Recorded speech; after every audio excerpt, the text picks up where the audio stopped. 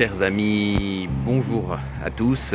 Alors qu'en cette fin mai, la France a un petit peu tendance à suffoquer, eh bien, je tire parti du dôme de chaleur de l'anticyclone qui est actuellement positionné au-dessus de l'Europe pour vous indiquer qu'en dépit des apparences peut-être, le conflit états-uno-israélo-iranien continue de faire des dégâts et que peut-être avez-vous le sentiment que les choses sont derrière nous, mais en réalité pas du tout. Et à la fois l'été et l'automne risquent d'être sanglants parce que le baril de pétrole reste scotché autour de $100, parce que les matières premières critiques restent suspendues, l'acheminement des matières premières critiques reste suspendu à la fermeture, au blocus de fait du détroit d'Ormuz qui n'en finit pas de se prolonger.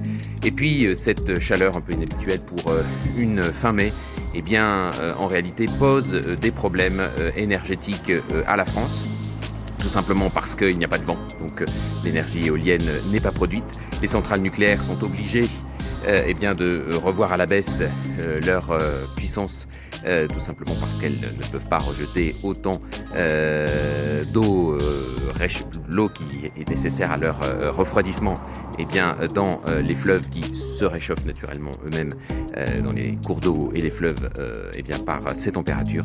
Et donc, je ne parle même pas de l'énergie photovoltaïque. On pourrait croire que la situation est propice, mais non, comme en Espagne l'année dernière ou au Portugal, trop d'ensoleillement ne fait pas non plus l'affaire du photovoltaïque, si bien que nous devons, alors que nous sommes en pleine saison de remplissage de nos stocks de gaz, eh bien, nous sommes en train de devoir consommer encore des millions de mètres cubes de gaz. Et comme c'est lui qui fixe le coût marginal, comme c'est son coût marginal qui fixe le prix du kilowattheure d'électricité, eh bien, ce ne sont pas de bonnes nouvelles. Et c'est, nous vous l'avons dit, toujours sur le front du gaz, en particulier évidemment du GNL, que les choses sont toujours aussi tendues à l'heure où je vous parle.